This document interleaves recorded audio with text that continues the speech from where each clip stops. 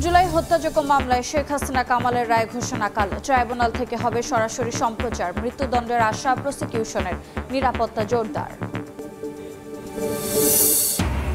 দেশের বিভিন্ন স্থানে যানবাহনে আগুন, ককটেল নিক্ষেপ। মাদারীপুরে গাছের গুঁড়ি ফেলে সড়ক অবরোধ। কার্যক্রম নিষিদ্ধ। আওয়ামী লীগ সমর্থকদের দুষছে পুলিশ। নির্বাচন গ্রহণযোগ্য ও স্বচ্ছ করতে সবার সহযোগিতা চান সিইসি। লেভেল প্লেইং ফিল্ড নিশ্চিতে কাজ করছে কমিশন। রাজনৈতিক দলগুলোর সঙ্গে দ্বিতীয় দিনের সংলাপ। 5 ব্যাংকের মূলধনের বেশিরভাগ পাচার হয়ে যাওয়ায় একীভূত ছাড়া বিকল্প ছিল না, বললেন গভর্নর। অর্থনীতিকে গতিশীল করতে স্বচ্ছতা নিশ্চিতের তাগিদ। এবং রাজনৈতিক অস্থিরতায় সংকটে পোশাক শিল্প। নিরাপত্তা বিবেচনায় কারখানা পরিদর্শন স্থগিত। ইউরোপীয় বায়ারদের রপ্তানি স্বাভাবিক থাকলেও দাম কম পাওয়ার দাবি বিজিএমইএর।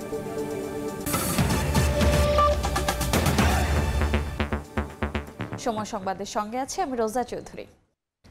জুলাই আগস্টে মানবতা বিরোধী অপরাধের মামলায় শেখ হাসিনা, আসাদুজ্জামান খান কামাল এবং চৌধুরী আব্দুল্লাহ আল মামুনের রায় কাল। বিচারপতি গোলাম মর্তুজা মজুমদারের নেতৃত্বাধীন 3 সদস্যের ট্রাইব্যুনাল রায় ঘোষণা করবেন। রাষ্ট্রপক্ষ বলছে, হাসিনা কামালের বিরুদ্ধে আনা 5টি অভিযোগে প্রমাণিত হয়েছে, তাই মৃত্যুদণ্ডের প্রত্যাশা তাদের। গত বছরের 5 আগস্ট ভারতে পালিয়ে যান ক্ষমতাচ্যুত সাবেক প্রধানমন্ত্রী শেখ হাসিনা। 2 মাস পর শুরু হয় ইতিহাসের সবচেয়ে আলোচিত বিচার যাত্রা। হত্যাযজ্ঞের দায়ে হাসিনা ও তার মন্ত্রী, এমপি, উপদেষ্টা, দলের নেতারা এবং নিরাপত্তা বাহিনীর শীর্ষ কর্মকর্তাদের একে একে তোলা হয় আদালতের কাঠগড়ায়। আর এখন রায় ঘোষণার দ্বারপ্রান্তে শেখ হাসিনা, আসাদুজ্জামান খান কামাল ও চৌধুরী আব্দুল্লাহ আল মামুন। এই 3 জনের বিরুদ্ধে 5টি অভিযোগ আনে প্রসিকিউশন। প্রথম অভিযোগ, আন্দোলন দমনে উস্কানি, প্ররোচনা, পরিকল্পনা, ষড়যন্ত্র। দ্বিতীয় অভিযোগ, ড্রোন দিয়ে ছবি নিয়ে হেলিকপ্টার থেকে গুলি এবং মারণাস্ত্র ব্যবহারের নির্দেশ দেওয়ার। এছাড়া বাকি 3টি অভিযোগ হচ্ছে জুলাই আন্দোলনের প্রথম শহীদ আবু সাইদকে হত্যা, চাংখারপুলে 6 জনকে হত্যা, আশুলিয়ায় হত্যার পর 6 লাশ পোড়ানোর। এবছরের 12ই মে শেষ হয় তদন্ত। প্রায় 8000 পৃষ্ঠার নথিপত্র ও আনুষ্ঠানিক অভিযোগের বিষয়ে শুনানি শেষে 10 জুলাই শেখ হাসিনা, কামাল, চৌধুরী মামুনের বিচার শুরুর আদেশ দেন বিশেষ ট্রাইব্যুনাল। অভিযোগ গঠনের পর শুরু হয় সাক্ষ্য গ্রহণ পর্ব। 28 কার্যদিবসে নেওয়া হয় 54 জনের সাক্ষী। তারকা সাক্ষী নাহিদ ইসলাম, মাহমুদুর রহমান জবানবন্দিতে আন্দোলন, শেখ হাসিনার ফ্যাসিস্ট হয়ে ওঠার প্রেক্ষাপট তুলে ধরেন। তাদের জেরা করেন শেখ হাসিনা ও কামালের পক্ষে ট্রাইব্যুনাল নিযুক্ত আইনজীবী।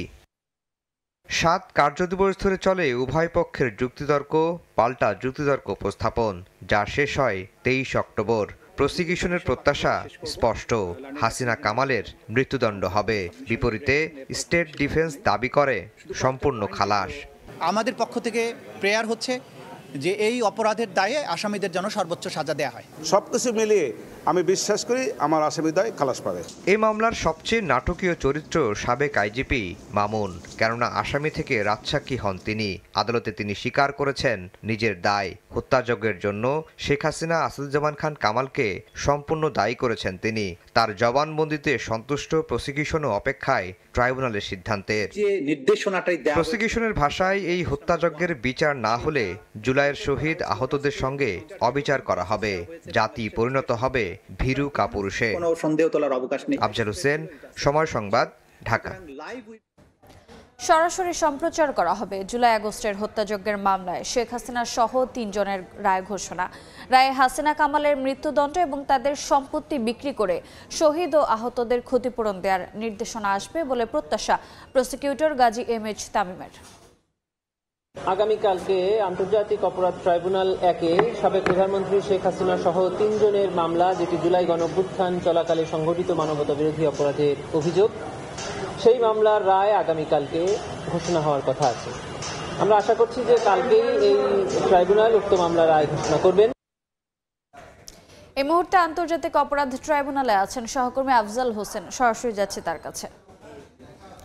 আফজাল, বাংলাদেশের ইতিহাসে এখন পর্যন্ত কোনো নারী আসামি যার মৃত্যুদণ্ড হয়েছে তার ফাঁসি কার্যকর হয়নি। তবে নারী আসামিদের যে ফাঁসির দণ্ড হয়নি তা কিন্তু নয়, বেশ কয়েকজন, আমরা যতটুকু জানি যে প্রায় 40 জনের মতো নারী আসামির মৃত্যুদণ্ড হয়েছে, কিন্তু এখন পর্যন্ত বাংলাদেশের ইতিহাসে কোনো নারী আসামির ফাঁসির দণ্ড কার্যকর করা হয়নি বা নারী আসামির ফাঁসির দণ্ড কার্যকর করার ক্ষেত্রে কোনো ব্যবস্থাও এখন পর্যন্ত সরকারের তরফ থেকে বা রাষ্ট্রের তরফ থেকে নেওয়া হয়নি।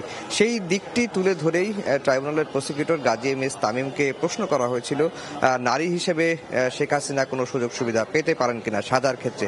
তিনি বলেছেন সাজা দেওয়ার ক্ষেত্রে নারী হিসেবে কোনো কিছুই বিবেচনা করার সুযোগ নেই এবং তিনি প্রত্যাশা করেছেন যে কালকে যে রায় ঘোষণা হবে সে রায়ে শেখ হাসিনা এবং আসাদুজ্জামান খান কামালের মৃত্যুদণ্ড হবে এবং শুধু তাই নয়, তাদের যে সম্পত্তি রয়েছে সেই সম্পত্তি বিক্রি করে জুলাইয়ে যারা শহীদ হয়েছেন, আহত হয়েছেন, তাদের ক্ষতিপূরণ হিসেবে বন্টন করে দেওয়ার নির্দেশনা আসবে এমনটি তিনি প্রত্যাশা করেছেন।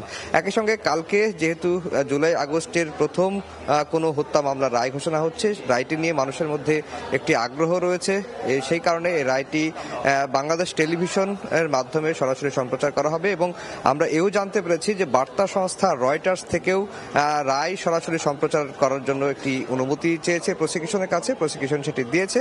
হয়তো প্রসিকিউশনের যে ফেসবুক লাইভ তারা করেন, সেই ফেসবুক লাইভ থেকে রয়টার্স সেটি সরাসরি সম্প্রচার করবে সারা বিশ্বের মানুষের জন্য। আর যেটি বলে রাখি যে রায় ঘোষণাকে কেন্দ্র করে এরই মধ্যে যত ধরনের প্রস্তুতি সম্পূর্ণ করা দরকার সব ধরনের প্রস্তুতি ট্রাইব্যুনাল সম্পন্ন করছে এবং একই সঙ্গে প্রসিকিউশনের তরফ থেকে তাদের যে প্রস্তুতি দরকার, তারা মানসিক প্রস্তুতি, সেই প্রস্তুতি নিয়ে তারা রাখছেন এবং প্রসিকিউশন থেকে বারবারই যেটি বলা হচ্ছে যে জুলাই আগস্টের হত্যাযজ্ঞের যে দায়, প্রায় 1400 মানুষকে শহীদ করা এবং প্রায় 30,000 ছাত্র জনতাকে আহত করার যে দায়, সম্পূর্ণ দায় শেখ হাসিনা এবং আসাদুজ্জামান খান কামালের। আর সেই যে তারা যে 5টি অভিযোগ ট্রাইব্যুনালের সামনে এনেছিলেন, সাক্ষ্য প্রমাণ দিয়ে তারা সবগুলো অভিযোগই প্রমাণ করতে পেরেছেন, সে কারণে তারা মৃত্যুদণ্ডের সাজা ছাড়া অন্য কোনো সাজা বিকল্প প্রত্যাশা তারা করছেন না। আর চৌধুরী আব্দুল আল মামুন যেহেতু রাজসাক্ষী হয়েছেন আসামি থেকে, তার ক্ষেত্রে কি সাজা হবে, তার ভাগ্যে কি ঘটবে সেটি আসলে ট্রাইব্যুনালে নির্ধারণ করবেন।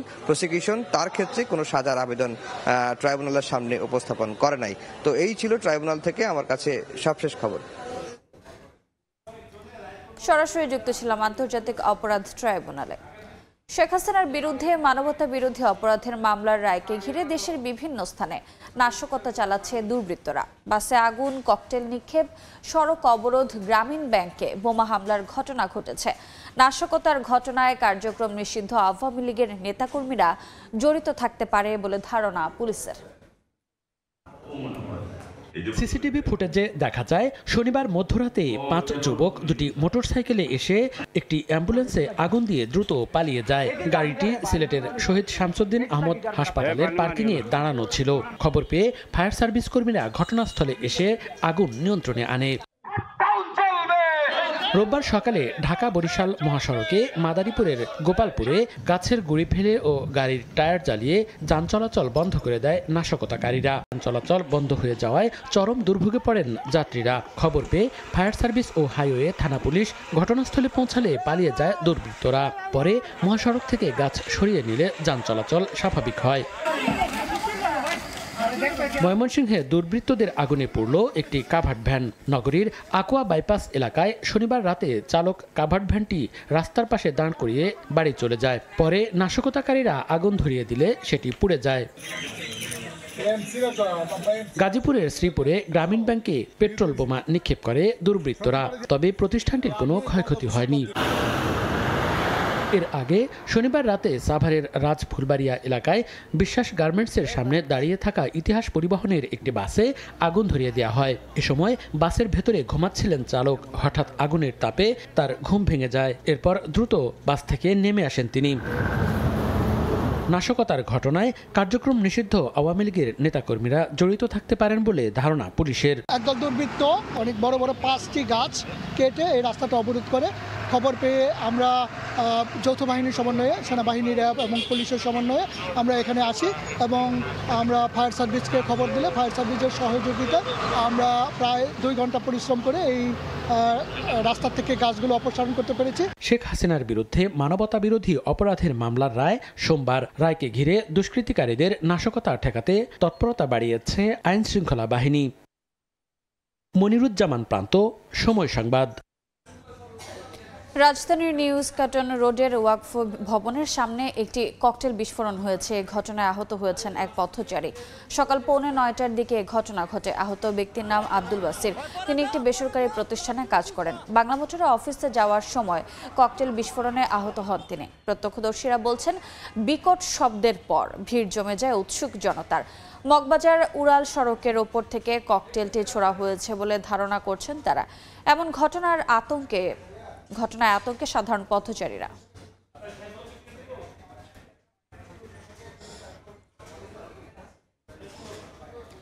রাজধানীর নিরাপত্তা ব্যবস্থার খবর জানাতে এই মুহূর্তে জাতীয় প্রেস ক্লাবের সামনে আছেন সহকর্মী আলামিন তুষার। সরাসরি যাচ্ছি তার কাছে। আমরা সকাল থেকেই কিন্তু আগামীকাল যেহেতু শেখ হাসিনা, যিনি মানবতা বিরোধী অপরাধে আসলে তার বিচার হচ্ছে এবং আগামীকাল সেই বিচারের ঘোষণা রয়েছে এবং তার জন্য সেটি কেন্দ্র করে কিন্তু টুকটাক কিন্তু আমরা সকাল থেকে 1-2টা নাশকতার মতো ঘটনা শুনেছি। যেমনটা ইস্কাটনে কিন্তু আমরা একটা জানতে পেরেছি যেমনটা যে সেখানে আমরা দেখেছি যে 8টা-8:30 নাগাদ একটি ককটেল বিস্ফোরিত হয়েছে। সেটি ফ্লাইওভার থেকে আসলে কেউ একজন ছুড়ে পালিয়ে গেছেন এমনটাই আসলে প্রাথমিকভাবে ধারণা করা হচ্ছে এবং সেখানে একজন কিন্তু আহত হয়েছেন। এছাড়া গেল রাতে কিন্তু ধানমন্ডি হাজারীবাগের ওই অংশে কিন্তু একটি বাসে আগুনের তথ্য আমরা পেয়েছি এবং বিমানবন্দর রেলওয়ে স্টেশন যেটি রয়েছে সেই রেলওয়ে স্টেশনে কিন্তু আমরা ককটেল বিস্ফোরণের মতো একটি ঘটনা পেয়েছি। এছাড়া কিন্তু স্বাভাবিকভাবে যেমন আসলে যান চলাচল থাকে, যান চলাচল কিন্তু পুরোপুরি স্বাভাবিক রয়েছে। আজকে রাজধানীতে কোনো ধরনের অবস্থা কিন্তু আমরা এখনো পর্যন্ত আমাদের চোখে পড়েনি তেমন কোনো কিছু। যদিও আইনশৃঙ্খলা রক্ষা বাহিনীর সদস্যরা যারা রয়েছেন তারা কিন্তু যে কোনো ধরনের অপ্রীতিকর অবস্থা পরিস্থিতি সামাল দেওয়ার জন্য কিন্তু তারা প্রস্তুত রয়েছেন। ডিএমপির পক্ষ থেকে কিন্তু আর্ম পুলিশ, বিজিবি তাদের কাছে সাহায্য চাওয়া হয়েছে এবং তাদের যে বাড়তি ফোর্স, সেই বাড়তি ফোর্স কিন্তু মোতায়েন করা হয়েছে। দর্শক, কিছুক্ষণ আগে আপনারা দেখছিলেন যে আর্ম ফোর্সের যারা আসলে সদস্য যারা রয়েছেন তারা কিন্তু আমাদেরকে বলছিলেন যে তারা আসলে তাদের দায়িত্ব পালনে কিন্তু একদম পুরোপুরিভাবে তারা আসলে রয়েছেন, তারা তাদের দায়িত্ব পালন করছেন এবং যেমনটা বলছিলাম যে যান চলাচল কিন্তু খুবই স্বাভাবিক। ঢাকার স্বাভাবিক যে যান চলাচল সেটি কিন্তু এখানে কিন্তু আমরা ভালোভাবেই দেখতে পাচ্ছি। টুকটাক যানজট এবং টুকটাক যেই ট্রাফিক সেগুলোর মধ্য দিয়ে কিন্তু স্বাভাবিকভাবে চলছে। তো আগামীকাল কী পরিস্থিতি হবে সেটা কিন্তু সময়ই বলে দিবে। তো এখনো পর্যন্ত প্রেস ক্লাব এলাকা থেকে এই ছিল আমার কাছে সবশেষ তথ্য। সরাসরি যুক্ত ছিলাম জাতীয় প্রেস ক্লাবে। সবার জন্য লেভেল প্লেইং ফিল্ড নিশ্চিত করতে কাজ করছে নির্বাচন কমিশন। নির্বাচন স্বচ্ছ ও গ্রহণযোগ্য করতে সবার সহযোগিতা দরকার বলে মন্তব্য করেছেন প্রধান নির্বাচন কমিশনার এএমএম নাসির উদ্দিন।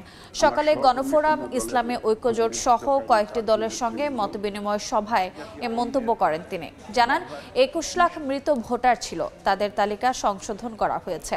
এছাড়া ডিজিটাল পোস্টাল ভোটের ব্যবস্থা করা হয়েছে। এবারের নির্বাচনে প্রিজাইডিং অফিসার, পোলিং এজেন্ট, নিজ এলাকার বাইরে কর্মরত সরকারি কর্মকর্তা ও জেলের কয়েদিদের ভোট দেওয়ার ব্যবস্থা করা হয়েছে বলেও জানান প্রধান নির্বাচন কমিশনার। আমাদের ডায়াসপোরাদের ভোটের একটা ব্যবস্থা করা, এখানে আমাদের যারা ভোট কালেকশন করেন প্রায় 10 লক্ষের মতো লোক নিয়োজিত থাকেন, আইন শৃঙ্খলা বাহিনী থেকে শুরু করে পুলিং অফিসার, প্রিসাইডিং অফিসার ইত্যাদি ইত্যাদি। ওরা নিজেরা কোনোদিন ভোট দিতে পারে না, তাদের একটা ভোটের ব্যবস্থা উদ্যোগ আমরা নিয়েছি।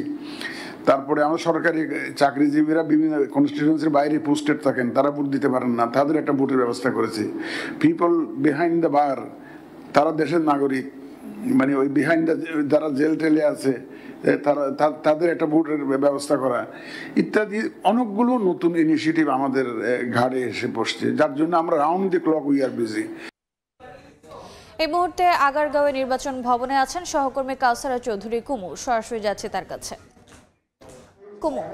দ্বিতীয় দিনের মতো স্থিতিতে রাজনৈতিক দলগুলোর সাথে সংলাপ চলছে। সংলাপ শুরু হয়েছে 10:30টার সময় এবং ইতিমধ্যে 6টি দলের সাথে নির্বাচন কমিশনের বৈঠক চলছে। তারা বিভিন্ন দাবি দেওয়ার তুলে ধরছেন এবং শুরুতেই যেহেতু প্রধান নির্বাচন কমিশনার তিনিও বলেছেন তাদের কাজের অগ্রগতি এবং নির্বাচনের প্রস্তুতি নিয়ে জানিয়েছেন রাজনৈতিক দলগুলোকে। তবে রাজনৈতিক দলগুলোর মধ্যে আমরা মিশ্র প্রতিক্রিয়া শুনতে পেয়েছি। কেউ কেউ বলছেন যে জোটে ভোট করলে যেন নিজ দলের প্রতীকে ভোট না করে যেই দলের সাথে জোট করবে সেই দলের প্রতি কেউ কেউ ভোট করতে চায়। কেউ বলছে যে না ভোটের বিধান রাখা হয়েছে শুধুমাত্র যেই আসনে একজন প্রার্থী থাকবে সেই আসনের বিপরীতে। তারা বলছে যে সব আসনেই না ভোটের রাখার বিধান থাকা দরকার, কারণ মানুষের ইচ্ছা অনিচ্ছার প্রতিফলন ঘটে। তাহলে সেক্ষেত্রে একই সাথে হচ্ছে এখানে রাজনৈতিক দলগুলো এমন বক্তব্যও তুলে ধরেছেন, বিশেষ করে গণফোরাম বলেছেন যে গণভোট যেহেতু বলেছে যে একই দিনে জাতীয় নির্বাচন এবং গণভোট অনুষ্ঠিত হওয়ার কথা বলেছে সরকার, সেই ক্ষেত্রে গণভোট যাতে হাস্যকর কোনো পরিস্থিতিতে না তৈরি হয়, না পৌঁছায়, সে বিষয়ে নির্বাচন কমিশনকে নজর দেওয়ার আহ্বান জানিয়েছেন। একই সাথে যে রিটার্নিং কর্মকর্তা ডিসিদের না দিয়ে নির্বাচন কমিশনের যারা কর্মকর্তা রয়েছে তাদেরকেই যাতে ভোটে রিটার্নিং কর্মকর্তা হিসেবে রাখা হয়, কিছুটা হলেও সেই ব্যবস্থা রাখার বিধানের কথা বলেছেন। একই সাথে তারা বলছেন যে অতীতের যে নির্বাচনগুলো হয়েছে, যে সব প্রশ্নবিদ্ধ নির্বাচন হয়েছে, এই ধরনের প্রশ্নবিদ্ধ নির্বাচন যাতে এবারে না হয় সে ব্যাপারে কমিশনের অবস্থান কঠোর অবস্থানে থাকার আহ্বান জানিয়েছেন। যেহেতু এখনও সংলাপ চলছে, কিছুক্ষণের মধ্যে হয়তো শেষ হবে, জানা যাবে যে শেষ বার্তাটা সিইসির কি আসে রাজনৈতিক দলগুলোর কাছে। সরাসরি যুক্ত ছিলাম নির্বাচন ভবনে। সময় সংবাদে আরও থাকছে। শিক্ষার্থী পরিবহন শ্রমিকদের সংঘর্ষে বরিশালের নথুলাবাদ থেকে বন্ধ বাস, ভোগান্তিতে যাত্রীরা, 200 বাস ভাঙচুর, কাউন্টার লুটের অভিযোগ মালিক সমিতির। মানি লন্ডারিং এর অনুসন্ধান ও তদন্তে গত 1 বছরে 7,044 কোটি টাকার অবৈধ সম্পদ অর্জন ও পাচারের তথ্য পেয়েছে সিআইডি, যার মধ্যে প্রায় 1,296 কোটি টাকার সম্পদ বাজেয়াপ্ত করেছে সংস্থাটি। একই সঙ্গে বিভিন্ন হিসাবে ফ্রিজ করা হয়েছে 131 কোটি টাকা। রংধনু, বিএসবি গ্লোবাল, ইউনিক সহ 16টি প্রতিষ্ঠান ও সালমান এফ রহমান, গোলাম দস্তগীর গাজী এবং সাইফুজ্জামান চৌধুরী সহ 21 জন প্রভাবশালীকে অভিযুক্ত করা হয়েছে অবৈধভাবে সম্পদ অর্জন ও পাচারের মামলায়। টিআইবি বলছে অর্থ উদ্ধারের পাশাপাশি জোর দিতে হবে পাচার প্রতিরোধেও। মাসুদুর রহমানের রিপোর্ট। সহজেই বিদেশে উচ্চশিক্ষা, এমন প্রলোভন দেখিয়ে 1993 সালে যাত্রা শুরু করে বিএসবি গ্লোবাল নেটওয়ার্কস। বিদেশে পাঠানোর নাম করে বিপুল পরিমাণ টাকা হাতিয়ে নিয়ে শিক্ষার্থীদের সঙ্গে প্রতারণার অভিযোগ ছিল বিএসবির নিয়মিত ঘটনা। গণ অভ্যুত্থানের পর পাওনা টাকার দাবিতে রাজধানীর গুলশানে প্রতিষ্ঠানটির কার্যালয় ঘিরে বিক্ষোভ করেন শিক্ষার্থীরা। সেই বিক্ষোভের পর থেকে লাপাত্তা পুরো প্রতিষ্ঠান। বাড়িধারার নিজ বাসা থেকে রাতারাতি পরিবার নিয়ে উধাও হয়ে যান প্রতিষ্ঠানের মালিক খায়রুল বাশার। এখানে সব ক্লোজ, পাশেরটা একটা আছে, ওটাও ক্লোজ। চলে গেছে তো গেছে, মাল জিত লয়ে তারা আর আসে নাই। পরে অনুসন্ধানে নেমে সিআইডি জানতে পারে 141 জন শিক্ষার্থীর প্রায় 13 কোটি টাকা আত্মসাৎ করেছে বিএসবি। মামলা করা হয় মালিক খায়রুল বাশার, তার স্ত্রী সন্তান সহ অজ্ঞাত 5 জনের নামে। থলের বেড়াল বেরিয়ে আসে সিআইডি তদন্তে। কেউ 30 লাখ, 40 লাখ, 50 লাখ টাকাও দিছে। এই টাকাগুলো লয়ে মানুষের কত কষ্টের টাকা, অনেকের ডকুমেন্টস। বাড়িধারার 3টি ফ্ল্যাট ক্রোকের নির্দেশ দেন আদালত। বিদেশে উচ্চশিক্ষার প্রলোভন দেখিয়ে শিক্ষার্থীদের কাছ থেকে কোটি কোটি টাকা হাতিয়ে নিয়েছে বিএসবি গ্লোবাল নেটওয়ার্কের কর্ণধার খায়রুল বাশার। আর সেই টাকায় ঢাকাসহ দেশের বিভিন্ন জায়গায় গড়ে তুলেছেন বিপুল ধন সম্পদ। তারই একটি এই প্লট। 122% এই প্লট সম্প্রতি ক্রোক করেছে আদালত। বিএসবির পাশাপাশি রংধনু গ্রুপের বিরুদ্ধেও তদন্তে নামে সিআইডি। এক জমি 2 দফায় ভিন্ন ভিন্ন প্রতিষ্ঠানের কাছে বিক্রি করে রংধনু গ্রুপ। গ্রুপের চেয়ারম্যান রফিকুল ইসলাম ও তার সহযোগীরা রংধনু বিল্ডার্স নামের প্রতিষ্ঠানের মাধ্যমে পূর্বাচলে পুলিশ অফিসার্স বহুমুখী সমবায় সমিতির কাছে 7.5 একর জমি বিক্রি করে। সেই একই জমি জালিয়াতির মাধ্যমে বসুন্ধরা গ্রুপের কাছেও বিক্রি করে হাতিয়ে নেয় 57 কোটি টাকা। এখানেই শেষ নয়, এসব জমি আবার 3টি ব্যাংকে দেখিয়ে মোট 870 কোটি টাকা ঋণ নেয় তারা। সবশেষ বেশিরভাগ টাকায় পাচার করে বিদেশে। পরে মামলা হয় রংধনু গ্রুপের বিরুদ্ধে। মামলার পর আদালতের মাধ্যমে ক্রোক করা হয় রাজধানীর বনানীর hotel unique regency, Jamuna future পার্কের 1 লাখ বর্গফুটের বাণিজ্যিক স্পেস। রংধনু গ্রুপের রফিকুল ইসলামের 13 ব্যাংক হিসাবের 17 কোটি টাকা ফ্রিজ করা হয়।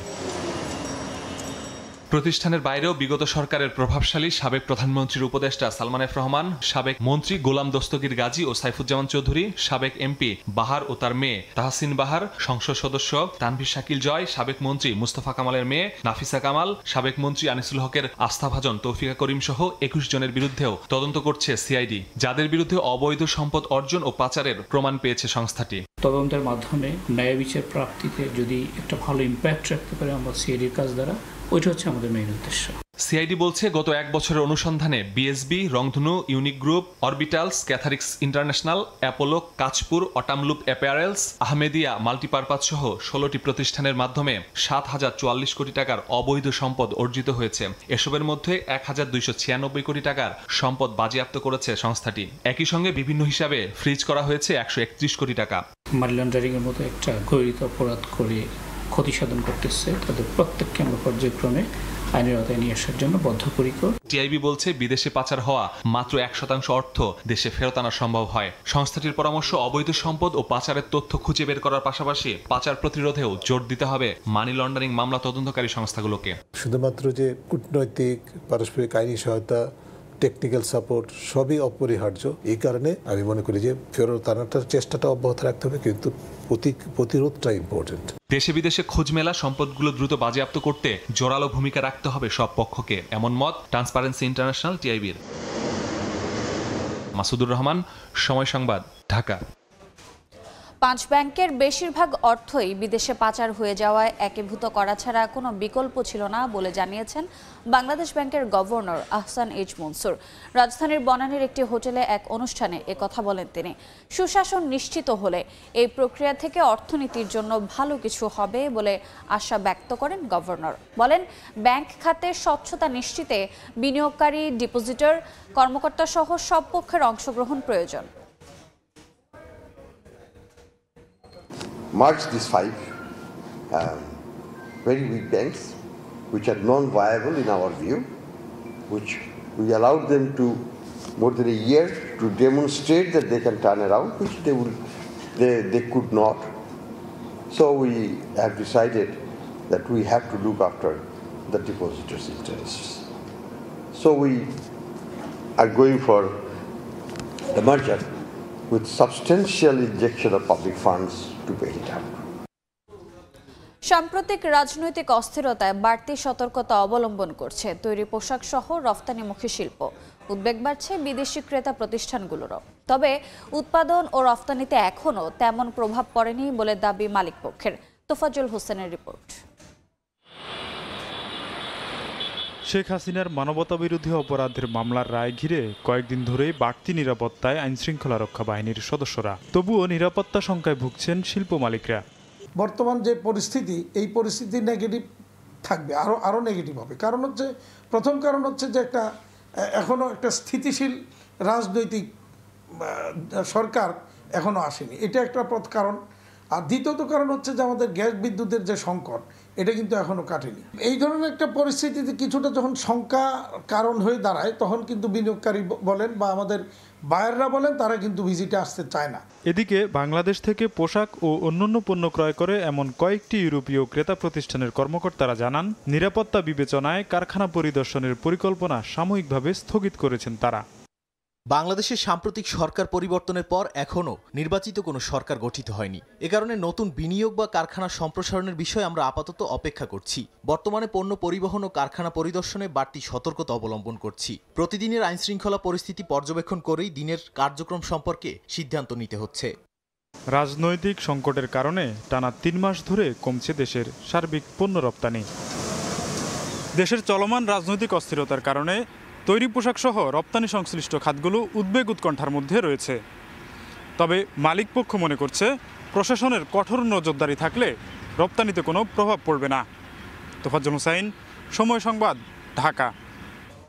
এক আলোচনা সভায় বক্তব্য রাখছেন বিএনপি মহাসচিব মির্জা ফখরুল ইসলাম আলমগীর। সরাসরি চলে যাচ্ছি সেখানে। আমার এখনো মনে আছে 69-এর সেই গণঅভ্যুত্থানের ঠিক আগে যেটা মামুল ভাই বললেন যে কিভাবে শুরু হলো সেই হরতালের মধ্যে দিয়ে, কিন্তু তারপরে শেষের দিকে যখন 69 গণঅভ্যুত্থান চূড়ান্ত পর্যায়ে যাচ্ছে মানুষ আন্দোলন। সেই সময়ে আমাদের পল্টন ময়দানে একটা জনসভা হচ্ছিল, আপনি ছিলেন কি মনে নেই। সেখানে হঠাৎ করে পুলিশের গুলিবিদ্ধ একটি লাশ আসলো। সেই লাশটি চলে দেখেছি, তিনি বললেন আর কোনো কথা নয়, ভায়োলেন্স ভায়োলেন্স ভায়োলেন্স, তিনটা শব্দ উচ্চারণ করেছিলেন এবং সমস্ত ঢাকা শহর সহ সারা দেশে আগুন জ্বলে উঠেছিল। এবং মহানবাসী জানতেন যে কি করে জনগণের যে ক্রোধ তাকে কিভাবে সরকার উৎখাতের দিকে নিয়ে যাওয়া যেতে পারে। তারপরে কয়েকদিন পরে টাইম ম্যাগাজিনে লেখা হলো দ্য প্রফিট অফ ভায়োলেন্স। এইভাবে সারা বিশ্বেই কিন্তু তার একটা প্রভাব ছড়িয়ে পড়েছিল তার রাজনীতি।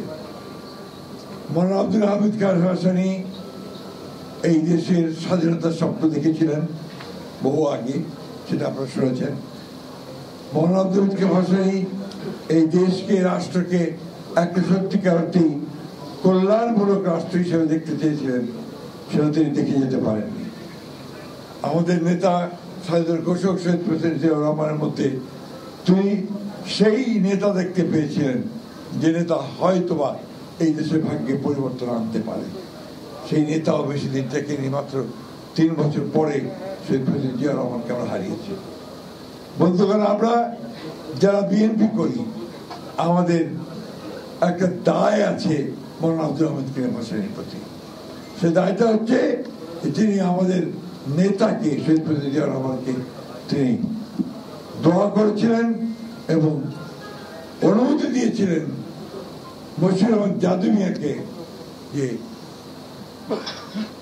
জিয়াউর রহমানের সঙ্গে একসাথে কাজ করা, যে কারণে পরবর্তীকালে বশির আহমদ জাদু মিয়া সাহেব তার ন্যাপকে নিয়ে বিএনপির সঙ্গে মার্চ করে গিয়েছিলেন, একখানে হয়েছিলেন। আজকে যে বিএনপিতে দেখবেন যে একটু বয়স্ক যারা আছেন বেশিরভাগই কিন্তু সেই ন্যাপ থেকে আসা মানুষ, অর্থাৎ মার্চ করে গিয়েছিলেন। এই যে দায়গুলো, এই দায়গুলো আমাদের স্বীকার করা উচিত। আমাদের মৌলানা আব্দুল হামিদ খান ভাসানীর বই পড়া উচিত, তার জীবনী পড়া উচিত এবং তাকে আমাদের ফলো করা উচিত। বন্ধুগণ, আমরা সেটা করি না, আমরা আজকাল কেউ পড়ি না, পড়াশোনা তো বাদ দিয়ে দিয়েছি। এই একটা মোবাইল সেট আছে, এটার মধ্যে যত রকমের ফেসবুক আর যেটা করতে থাকি, আর কোনো কিছু দেখার আমাদের দায় আমাদের কাছে নাই। এবং সেই জন্যই আজকে বাংলাদেশের রাজনীতি একটা বিভ্রান্ত অবস্থার মধ্যে চলে যাচ্ছে, কনফিউজ পলিটিক্স। এমন এমন জিনিস এসে ঢুকছে যেটা বাংলাদেশের মানুষ চিন্তাই করতে পারে না, যেটা বাংলাদেশের সোল নয়, আত্মা নয়। আজকে দুর্ভাগ্যক্রমে এই বর্তমান সময়টা অত্যন্ত একটা জটিল সংকটের সঙ্গে উপস্থিত হয়েছে। অনেক আশা আকাঙ্ক্ষা ভরসা নিয়ে আমরা 16 বছর লড়াই করেছি, ফ্যাসিবাদের বিরুদ্ধে বিএনপি লড়াই করেছে। আমাদের অসংখ্য নেতাকর্মী আমাদের গ্রেপ্তার হয়েছে, মিথ্যা মামলা হয়েছে, নিহত হয়েছে, শহীদ হয়েছে। আমরা আজকে ছাত্র জনতার একটা অভ্যুত্থানের মধ্যে দিয়ে 24-এর আমরা জুলাই যে আন্দোলন শুরু হয়েছে, 5ই আগস্টে যার শেষ হয়েছে শেখ হাসিনার এই দেশ থেকে চলে যাওয়া নিয়ে, সেই অবস্থাটাকে, মানুষের সেই আকাঙ্ক্ষাটাকে, মানুষের চাওয়াটাকে কিন্তু আমরা সঠিকভাবে ধরতে পারছি না। সরাসরি যুক্ত ছিলাম জাতীয় প্রেস ক্লাবে। মির্জা ফখরুলের বক্তব্যের বাকি অংশ দেখতে ভিজিট করুন সময় টিভির ফেসবুক পেজে। গণকবরের জুলাই শহীদদের পরিচয় শনাক্তে 5 ডিসেম্বর আন্তর্জাতিক ফরেনসিক বিশেষজ্ঞ দল দেশে আসবে, আর তাদের পরিচয় শনাক্তের প্রক্রিয়া শুরু হবে 7 ডিসেম্বর সকালে। রায়ের বাজার কবরস্থানে জুলাই শহীদদের কবর জিয়ারত শেষে কথা জানান স্থানীয় সরকার উপদেষ্টা আসিফ মাহমুদ সজীব ভূঁইয়া। জানান, দেশে বিদেশে বিশেষজ্ঞদের মাধ্যমে জুলাই শহীদদের পরিচয় শনাক্ত করতে রায়ের বাজারে অস্থায়ী মর্গ স্থাপন করা হবে।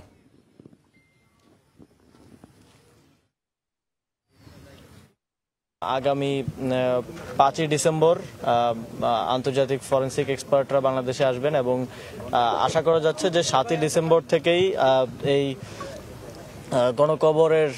গণকবরে যারা আছেন, যে শহীদরা আছেন, তাদেরকে আইডেন্টিফাই করার প্রক্রিয়া শুরু হয়ে যাবে এবং এখানেই অস্থায়ী মর্গ স্থাপন করে সিআইডি মূলত এটা বাস্তবায়নকারী সংস্থা হিসেবে কাজ করবে।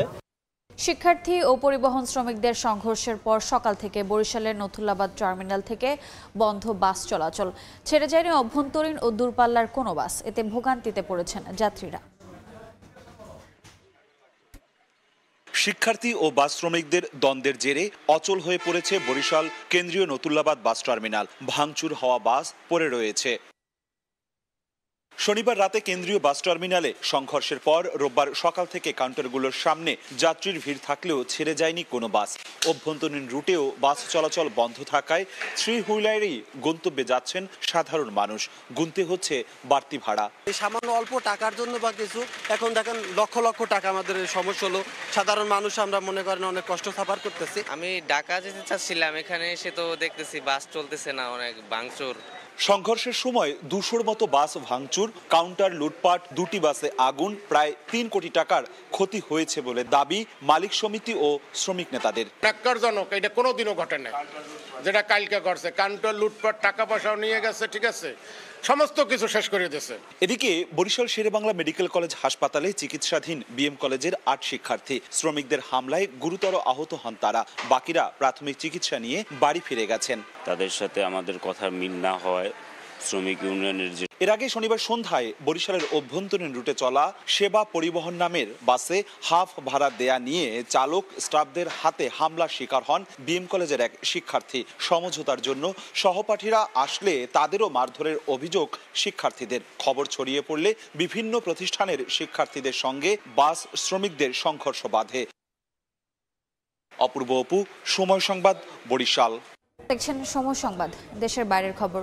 উন্নত জীবনের আশায় অবৈধ পথে ইউরোপে যেতে গিয়ে প্রাণ হারাচ্ছেন বহু মানুষ। বৃহস্পতিবার লিবিয়ায় অভিবাসন প্রত্যাশীবাহী 2টি নৌকাডুবির ঘটনায় 4 বাংলাদেশের মরদেহ উদ্ধার করা হয়েছে। এক বিবৃতিতে লিবিয়ান রেড ক্রিসেন্ট জানিয়েছে, প্রথম নৌকাটিতে 26 জন বাংলাদেশি অভিবাসন প্রত্যাশী ছিলেন। দ্বিতীয় নৌকায় মিশর, সুদান সহ বিভিন্ন দেশের 69 জন ছিলেন বলে জানা গেছে। নিজের এবং পরিবারের ভাগ্য বদলাতে ঝুঁকি জেনেও অবৈধভাবে সমুদ্রপথ পাড়ি দিয়ে ইউরোপে যাওয়ার চেষ্টা করেন বহু মানুষ। সেই তালিকায় বাংলাদেশিদের নাম সামনের সারিতে। লিবিয়া উপকূলে অভিবাসন প্রত্যাশীবাহী 2টি নৌকাডুবির ঘটনায় 4 বাংলাদেশির মরদেহ উদ্ধার করা হয়েছে। শনিবার এক বিবৃতিতে রেড ক্রিসেন্ট জানায়, স্থানীয় সময় বৃহস্পতিবার রাতে উপকূলীয় শহর আল খুমসের কাছে এ দুর্ঘটনা ঘটে। নৌকা দুটিতে বাংলাদেশ, সুদান, মিশরের নাগরিক সহ 95 জন ছিলেন।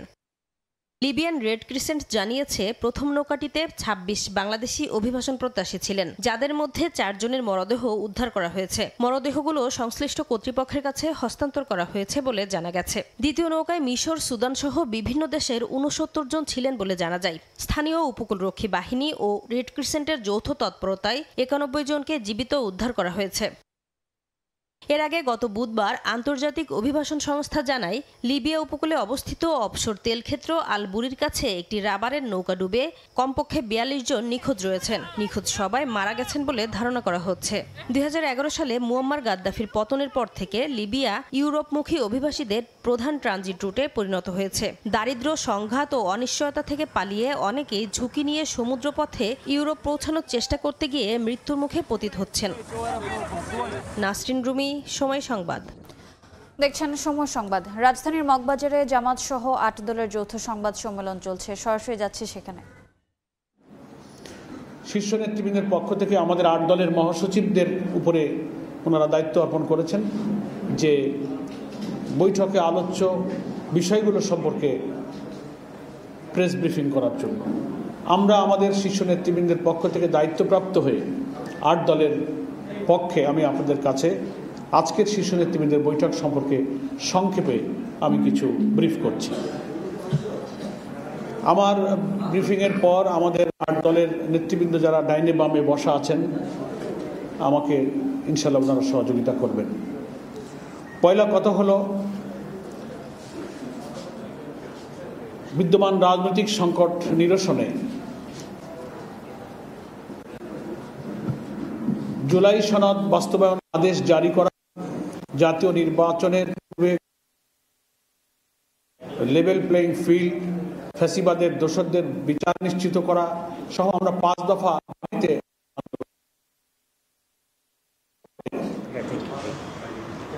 অতি সম্প্রতি প্রধান উপদেষ্টা ভাষণ দেবেন জাতির উদ্দেশ্যে জানতে পেরে সব মানুষ দেশবাসী অধীর আগ্রহে অপেক্ষা করেছিল যে ওনার ভাষণ সংকটের সমাধান হবে। যে ভাষণ সেই ভাষণ আজকের শীর্ষ নেতৃবৃন্দ পর্যালোচনা করেছেন সবাই খোলামেলা। সেই পর্যালোচনায় আমাদের এসেছে এই ভাষণে অবাধ ও সুষ্ঠু নিরপেক্ষ নির্বাচনের জন্য আমাদের 8 দলের যে আন্দোলন ছিল, জনগণের যে আকাঙ্ক্ষা ছিল, সেই আকাঙ্ক্ষা আংশিক পূর্ণ হয়েছে। সরাসরি যুক্ত ছিলাম মগবাজারে। বক্তব্যের বাকি অংশ দেখতে ভিজিট করুন সময় টিভির ফেসবুক পেজে। এই ছিল দুপুর 12টার সময় সংবাদে। এরপর খেলার সময় নিয়ে সঙ্গে থাকবেন তারেক হাসান শিমুল। ধন্যবাদ রোজা। খেলার সময় নিয়ে আসছি কিছুক্ষণ পর, সঙ্গে থাকুন সময়।